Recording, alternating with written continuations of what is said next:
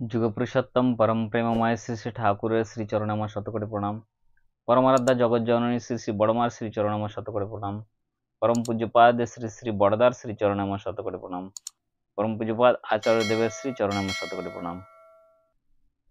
ভক্তিমতী মায়েদের এবং দাদাদের আমার রানন্দিত জয়গুরু।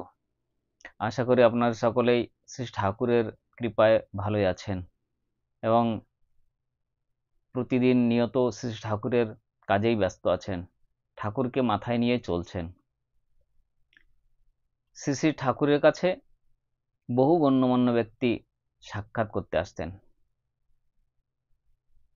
এই ঘটনা আজকে যেটা বলছি এটা হচ্ছে কুষ্টিয়া থাকাকালীন শ্রী শ্রী ঠাকুরের একটি লীলা।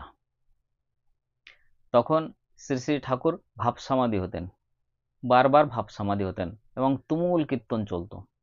ভক্তরা এবং তাদের সঙ্গে শ্রী ঠাকুর খুব তুমুল বেগে কীর্তন করতেন এবং তার মধ্যেই শ্রী ঠাকুর ভাব সমাধি হতেন।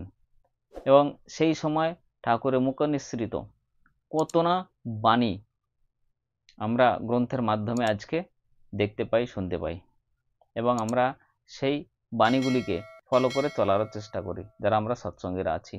শুধু সৎসঙ্গীরা নয়, আজকে দেশ বিদেশের প্রত্যেকটা লোক ঠাকুরকে মেনে চলে, ঠাকুরকে শ্রদ্ধা করে, ঠাকুরের প্রতি ভক্তি নিয়ে তারা জীবনযাপন করছেন। তার মধ্যে একটি ঘটনা আজকে আপনাদের সামনে তুলে ধরছি।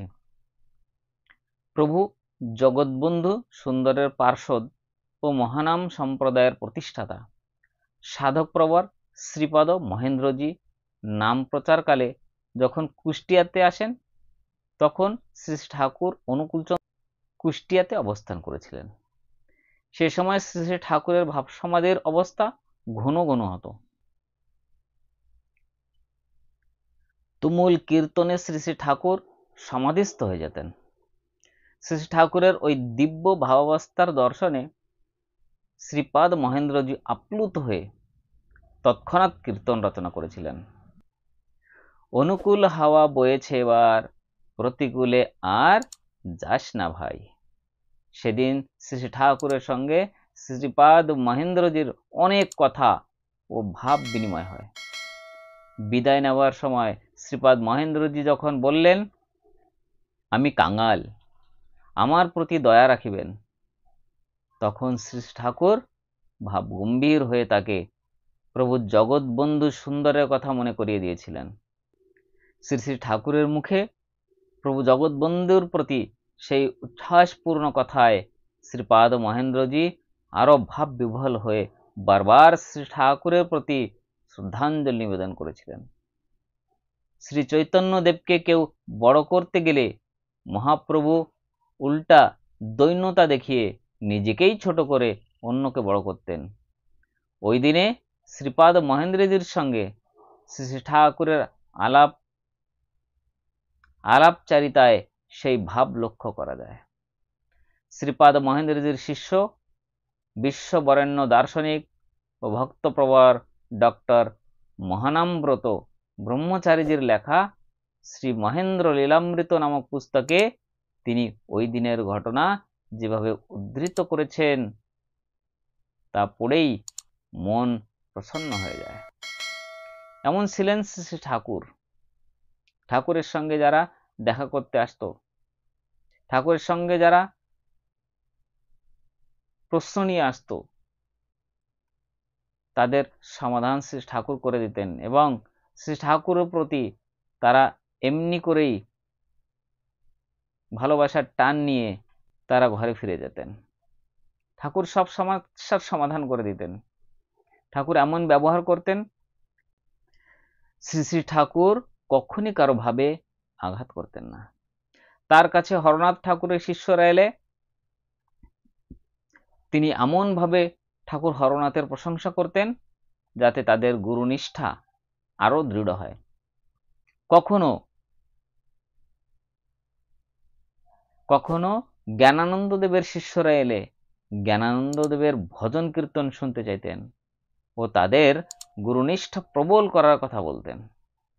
শ্রী শ্রী ঠাকুর তার বাণীতেও বলেছেন, যে মতেই যারা দীক্ষিত হোক, শতশিষ্ট যারা সঙ্গতিত আত্মীয় বলে তাদের যেন হয় না ব্যবহারে তারা পতিত।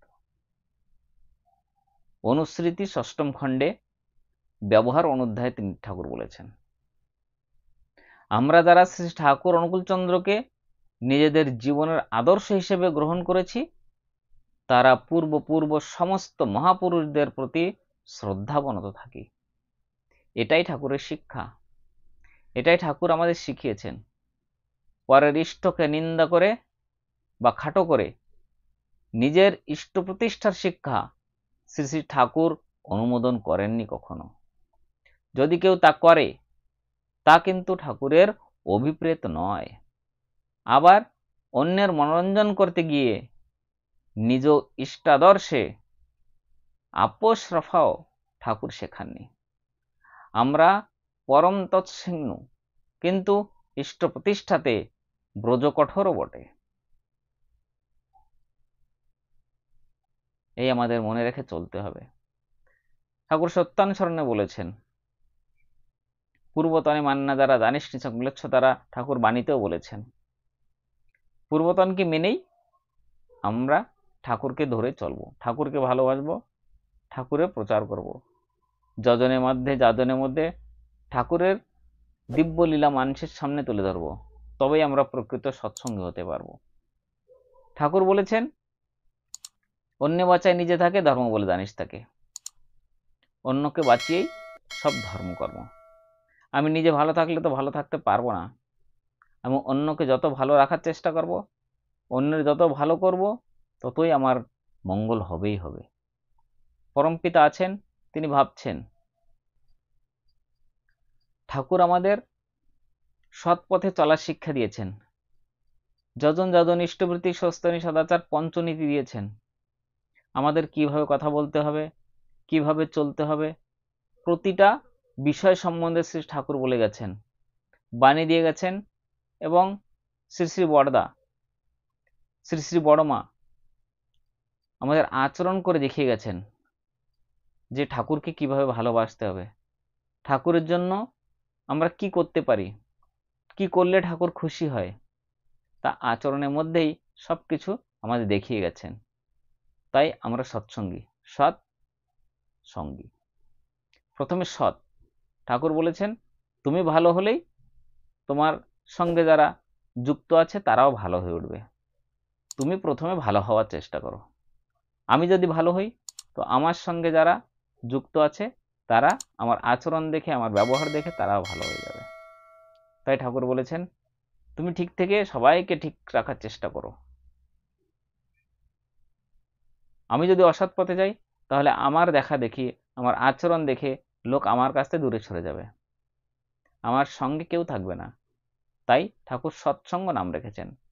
সৎ হতে হবে, ভালো হতে হবে। শুধু ভালো নিজে হলে হবে না, আমার সঙ্গে সঙ্গে যারাই বন্ধু বান্ধব পরিবারের সকলে আছে প্রত্যেককে ভালোবাসা দিতে হবে, ভালোবাসা শেখাতে হবে। কিভাবে তাদের ভালোবেসে আমি নিজের কাছে নেব, তাদের ভালো করব, এটাই আমাদের চিন্তা করতে হবে। ঠাকুর এটাই বলেছেন, ঠাকুর বাঁচা বাড়ার পথ দেখিয়েছেন। আর যদি আমরা শ্রী ঠাকুরের কথা মেনে চলি,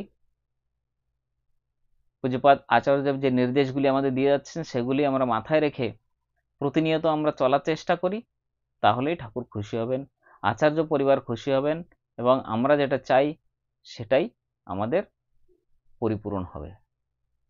ঠাকুর বলেছেন, ভাবছো বসে চলবে কি, সে ভাববার তুমি কে? ভাবছেন যিনি, ভাবছেন তিনি, তুমি ভাবো তাকে। আমরা যদি তার জন্য চিন্তা করি, ভাবি, তাহলে আমাদের আর কোনো ভাবনা থাকবে না। ঠাকুর আমাদের হাত ধরেই টেনে নেবেন, আমাদের আর কোনো ভাবনা নেই। আপনাদের সকলের মঙ্গল কামনা করে আজকের ভিডিওটা এখানেই শেষ করছি। আশা করি আপনারা এই চ্যানেলটি সাবস্ক্রাইব করেছেন। যদি না করে থাকেন সাবস্ক্রাইব করুন এবং অন্যকেও শেয়ার করুন। এটা লিখেছেন শ্রী রায়ন চক্রবর্তী দাদা। জয় গুরু, বন্দে পুরুষোত্তম।